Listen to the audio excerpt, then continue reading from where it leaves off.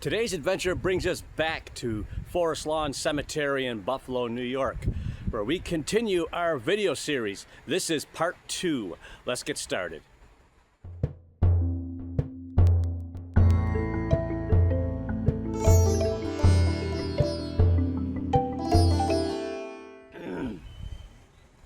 Okay, for the first video we did here at Forest Lawn Cemetery, we documented points of interest and things to see. And believe me, there was plenty, to include even a white deer.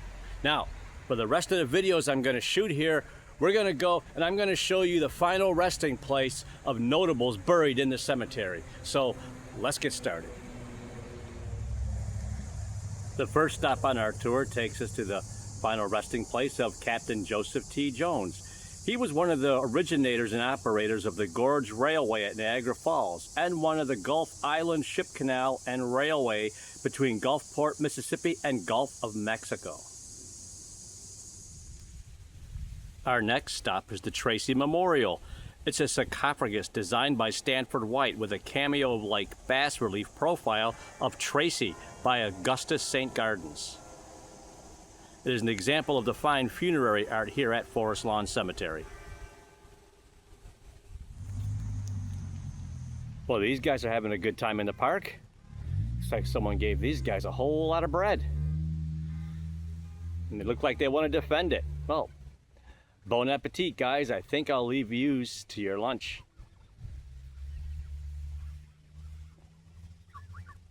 Yeah.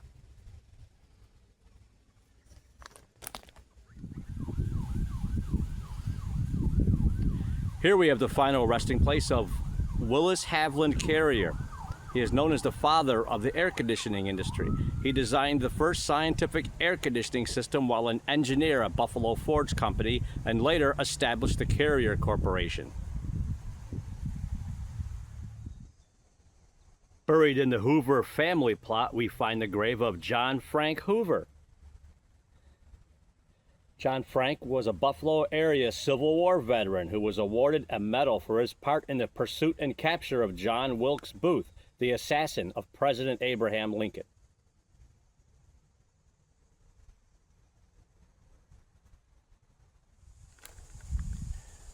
Our next stop takes us to the final resting place of Anna Catherine Green Rolfs. She was the author of 35 novels, ranked as one of the premier writers of the 19th century detective fiction.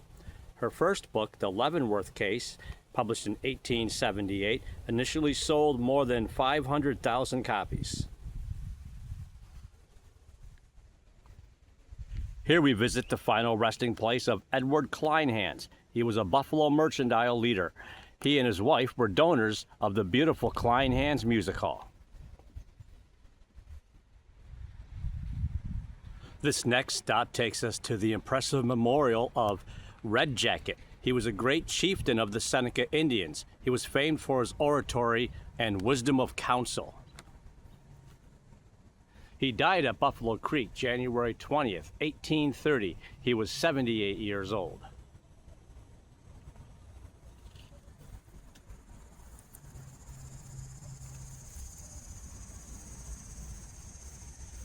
And here is his head marker. And it bears mentioning he is surrounded by some of his compatriots. This fellow here was known as the Young King. This fellow here was known as Destroy Town. And we move to the right. This fellow here is known as Captain Pollard. Here is the final resting site of Little Billy. And here's the final resting site of Tall Peter. Now we go over here a little bit. Now, in the same burial plot, here is a unique marker. It says, "Here rest Red Jacket's compatriots, first buried in the Old Mission Cemetery, South Buffalo, thence removed from this spot, October 1894. Now this here is going to tie into a story that we've actually told before, an older video, and one that we're going to tell brand new in a video coming up. It actually involves the Mount Morris Dam Project, Mary Jemison, and Letchworth State Park. We're going to be filming there again this year with an updated video, so be on the lookout for that. It's definitely an intriguing and fascinating story, not without its tragedy and heartbreak. And it does involve the movement of a Native American cemetery not once but twice, and also involves Red Jacket having several resting places before he actually got buried here in his final spot. So buried in the same plot, we find Deerfoot. He was known as Lewis Bennett, but he was better known as Deerfoot. He was a famous Seneca Indian runner. This monument was erected by the members of the New York Athletic Club. It has been said that Deerfoot is actually linked to the curse of the sports teams in Western New York, since he was cheated out of actually winning a race. Deerfoot also set world records for the 5 and 10 miles an hour long run, with greatest fame and success won across the pond in England. And once again in the same plot, we find the grave of General Eli S. Parker. He was a full-blooded Seneca Indian, officer in the Union Army, member of the staff of General U.S. Grant, and penned the final draft of Lee's surrender terms at Appomattox Courthouse. He remained in the regular army after the Civil War, attaining the rank of Brigadier General. This next stop takes us to the grave of Philip Becker. He was one of Buffalo's greatest mayors, as well as distinguished mercantile and civic leader. Here we have the final resting place of Margaret St. John. She was a widow with 9 children during the War of 1812. Mrs. John refused to flee in December 1813 when British troops began to burn the village of Buffalo. Her home was spared. Now we find ourselves at the George N. Pierce Mausoleum. He brought fame to Buffalo as the producer of bicycles and the original manufacturer of the famous Pierce Arrow automobile. Our next stop brings us to the impressive and imposing C. Sidney Shepherd Mausoleum. It's a building of imposing designs and structure designed by Arthur D. Pickering of New York City, and is a fine example of funerary architecture.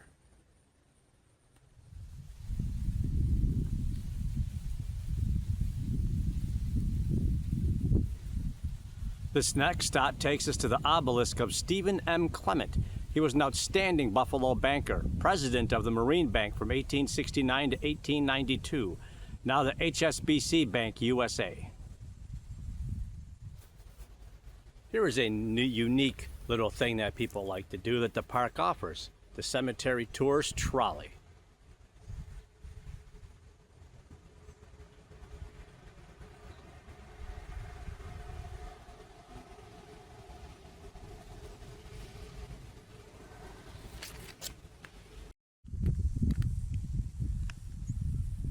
Here we find the final resting place of Jesse Ketchum. He is the donor of the Jesse Ketchum Medals, awarded to Buffalo boys and girls for high scholastic standing. Here we find the final resting place of publisher James D. Warren. He was the publisher and editor of the newspaper The Buffalo Express with J.N. Matthews. Mr. Warren afterward founded the Buffalo Commercial Advertiser, later renamed the Buffalo Commercial. Here we find the resting place of Norman E. Mack. He was the distinguished newspaper publisher of the Buffalo Times. He also served for many years as the national chairman of the Democratic Party.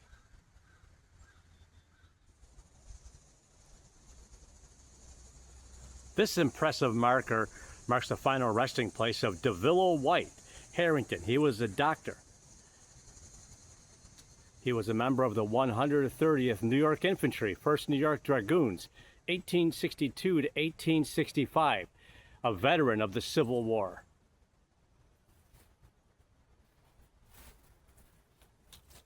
This is his family plot. Let's get a closer look at the monument. His wife Annie is buried here. She passed away in 1886. Harold Miner Harrington is also buried here in this family plot. Passed away in 1883. So this monument here pretty much says the full names of, and birth and death dates of the folks that are actually buried in the markers just outside of the monument.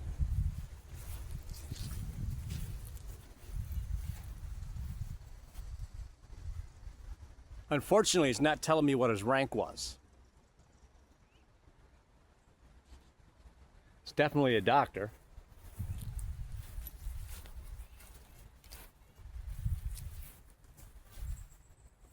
Here's his actual grave marker. And once again, he was a veteran of the American Civil War. I just love coming across Civil War veterans. That's kind of my niche.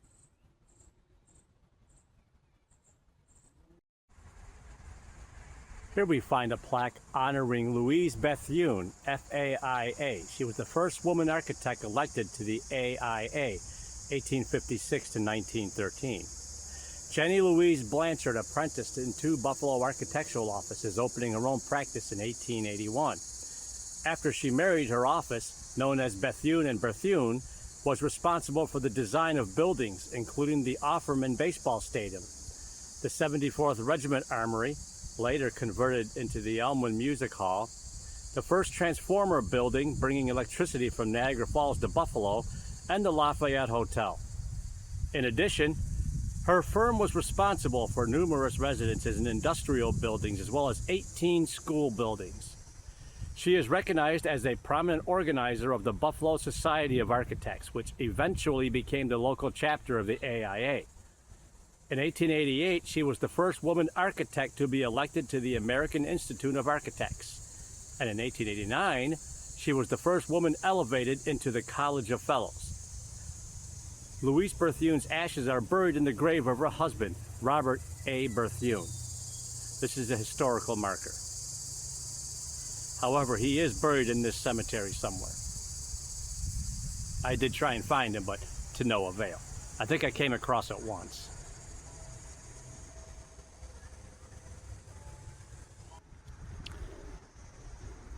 R&B rock and music fans will instantly recognize this marker. This is the final resting place of Rick James, proper name James Ambrose Johnson Jr., who passed away August 6, 2004. He is a Grammy Award-winning singer, songwriter, and R&B and funk music superstar, primarily known for his song Super Freak, amongst many, many others.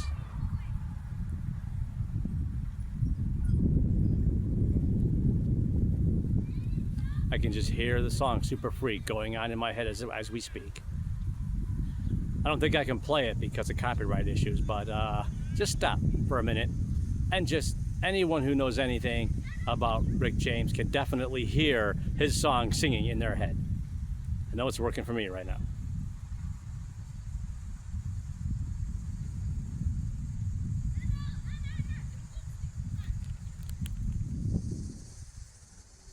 Here we find the final resting place of Dorothy Goetz. She was the wife of Irving R. Berlin. She was born 1892. She passed away in 1912.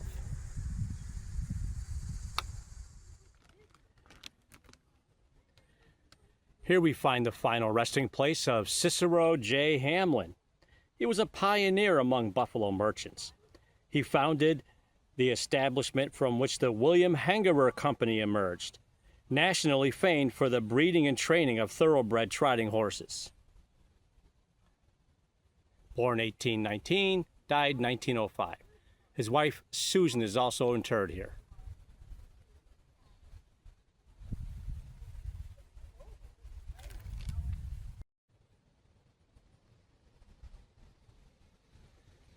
You cannot just walk past and not film the wildlife of Forest Lawn Cemetery when it just comes right into your lap. These guys are beautiful.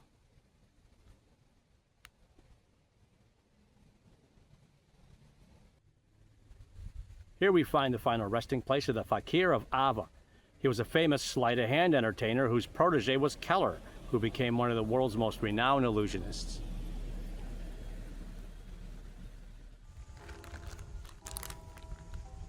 Here we find the Burge Memorial. George K. Burge, long identified with the Buffalo Industrial Progress, nationally known manufacturer of wallpaper, a leader in the automobile industry. A beautiful replica of Greek architecture, rich in stately columns, marks his final resting place. Let's get up close and personal with this monument, shall we?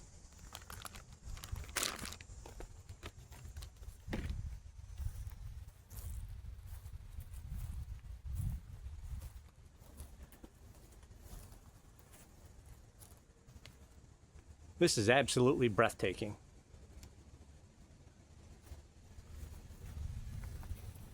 Let's get a little further back.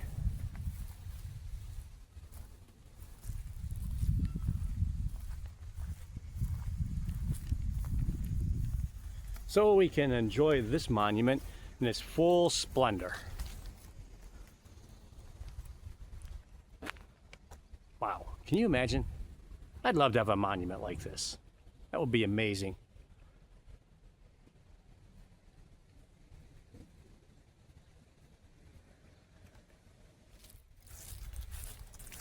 So this is a monument I was looking for when I did part 1 of the Things to See video.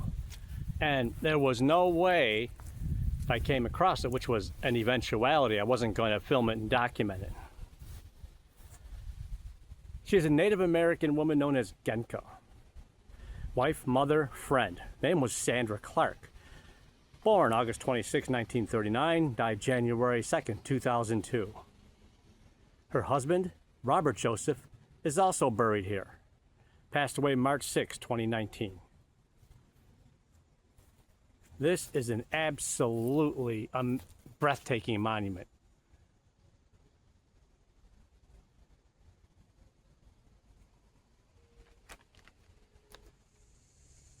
So this is the William A. Rogers Memorial. It's an artistic bronze statue titled Aspiration. It was created by Harriet Whitney Frismouth, a noted sculptress. I came across it yesterday in part 1 of the video, but it was kind of unexpected, so I wanted to do a little bit on it, and I said I'd come back here and film it again. You cannot film this too many times. Certainly not. This is an amazing, amazing statue. I'd love to have a statue like this on my grave site. And I just noticed a few moments ago I did a talk on Sarah M. Hinson, basically the creator of Flag Day. Well, this is her final resting place right over here, just up the hill from where her marker is, which is exactly why I had a hard time finding it. And appropriately enough, a flag. The American flag.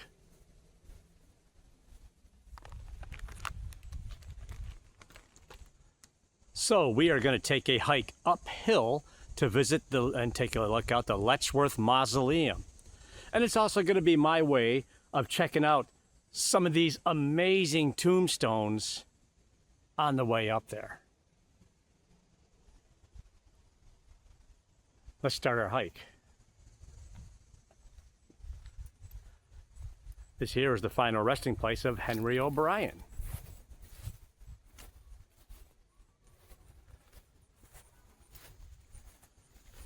And we're going to go off to the right a little bit. And we're going to check out this unique marker. It's the final resting place of Judith Larkin and Harvey Pines.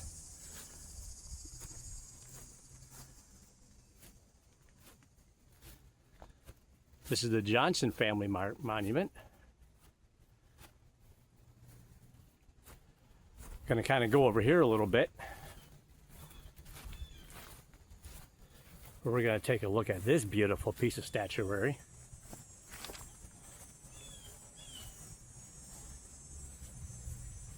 This is the Morrison plot.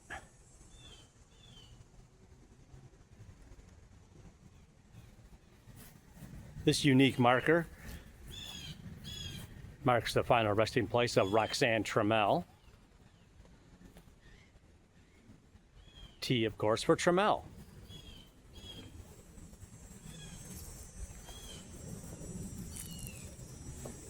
This is the Ferguson Memorial.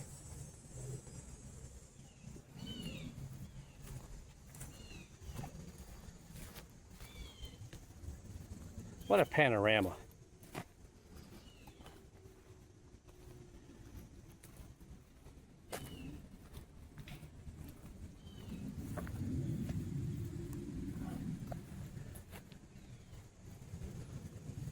Look at this.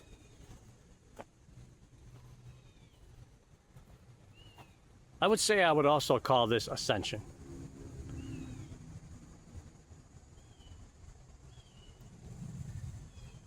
I'm looking around this here to see if there's a family marker or a name to it.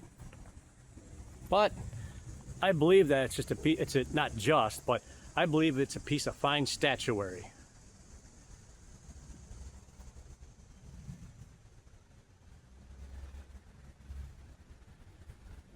And just to its right, we have this lovely marker for what I believe is the Learth family.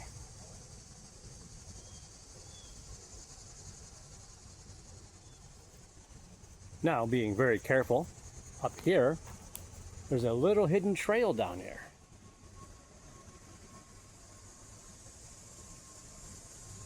Which goes along the Skajackwada Creek. And it goes up along that way. Now let's take a walk over. We're going to check out the Letchworth Mausoleum.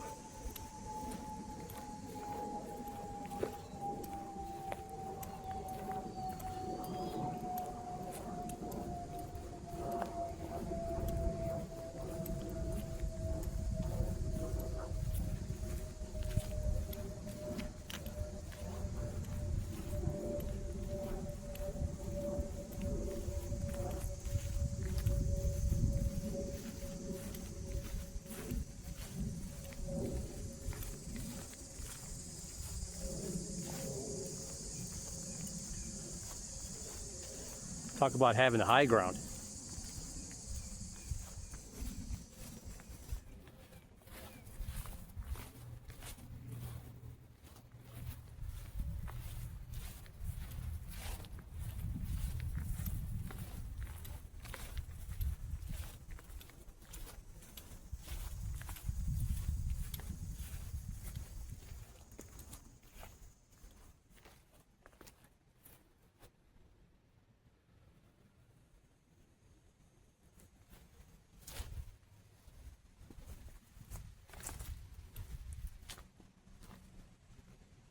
And I do believe I have found the access point to that little trail.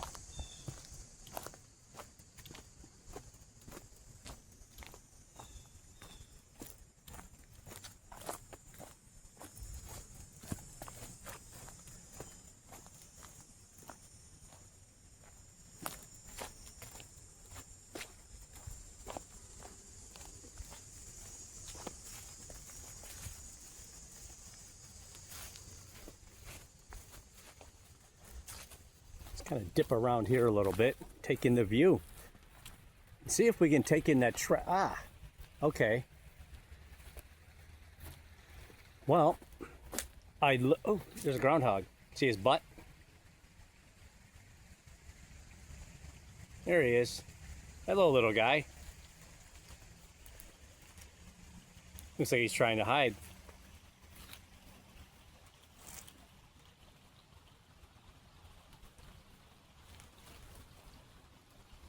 See how close I can get without getting groundhog mauled. There's his tail.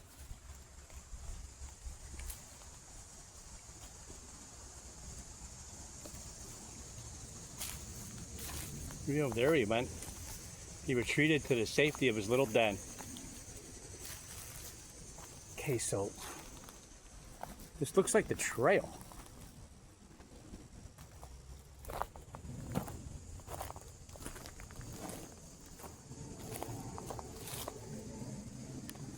This is a first for me. I did not know this existed.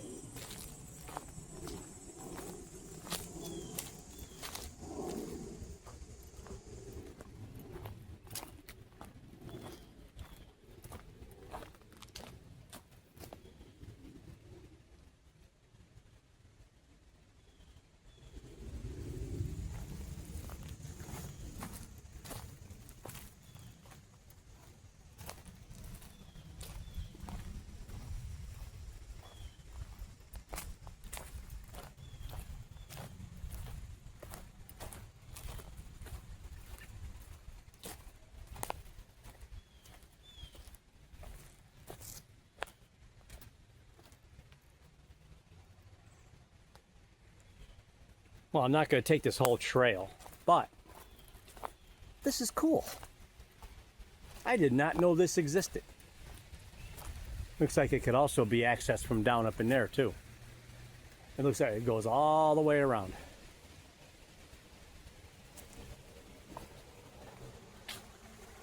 There's a little cairn somebody put up.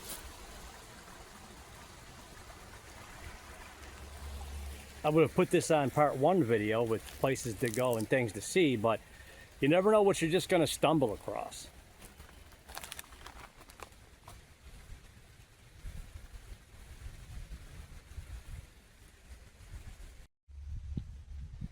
So on the way through, I came across this beautiful marker. It's the mark final resting place of Donna Lee de Beck. She passed away June 29th, 1999.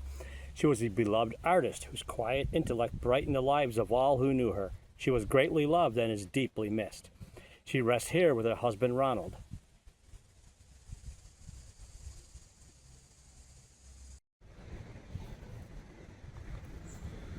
So I came across this marker last year, and I haven't seen it since. Now I was seriously hoping to come across it when I was doing the filming for this video series this year.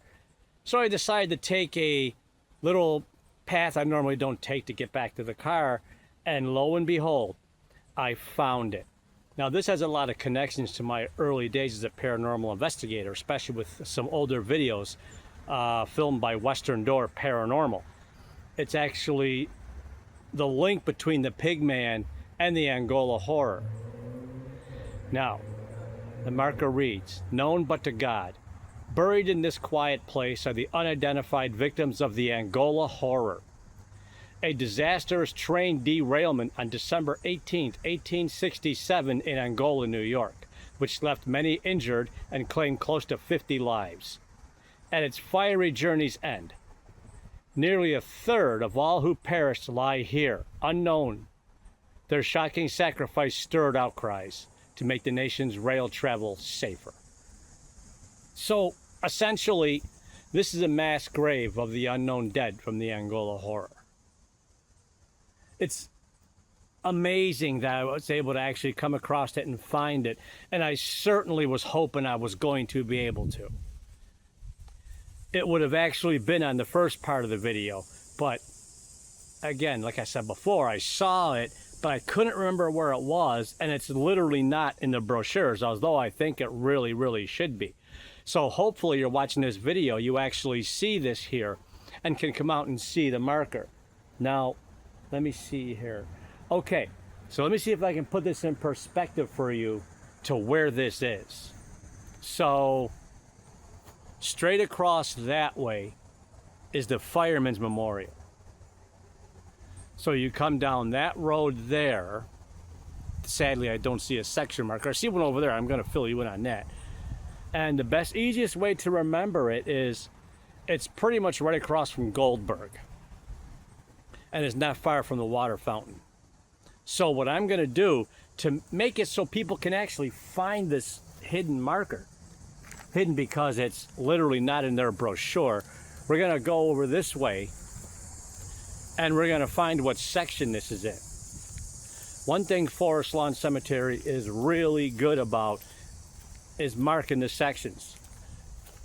Not a lot of cemeteries are very good at marking the sections of their cemeteries. You almost have to guess sometimes to where things are and where people are. So I'm approaching the marker here.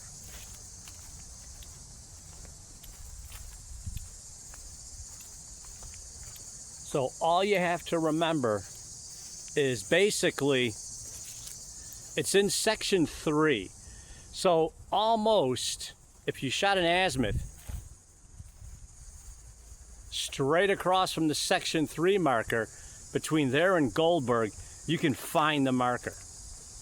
And that's important because if I ever do another larger video on the Angola Horror or the Pigman's road legend, I'm going to actually be able to come out here and include that marker to help completely fill out the video. Of course, definitely going to take another look around here. as I'm nearing the way out. So I do want to point out this marker here. It's the Gorenfloh Monument. Really cool. What I want to see though, what's got my attention, let's go this way.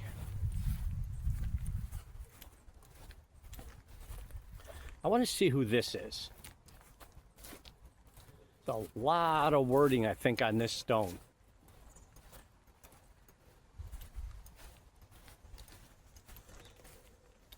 See if it's anybody I recognize.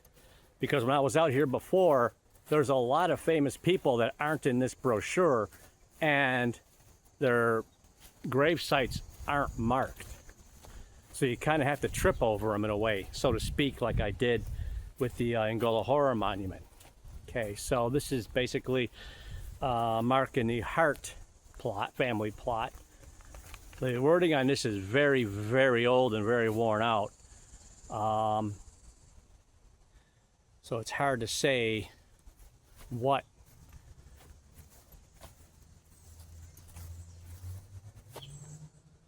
it's a beautiful monument.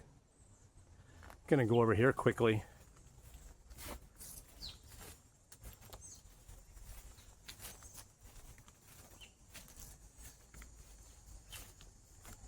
J.H. Lee. Only because I know there is literally some stones I came across before that I brought up to the folks at Forest Lawn that they should actually have markers. All right.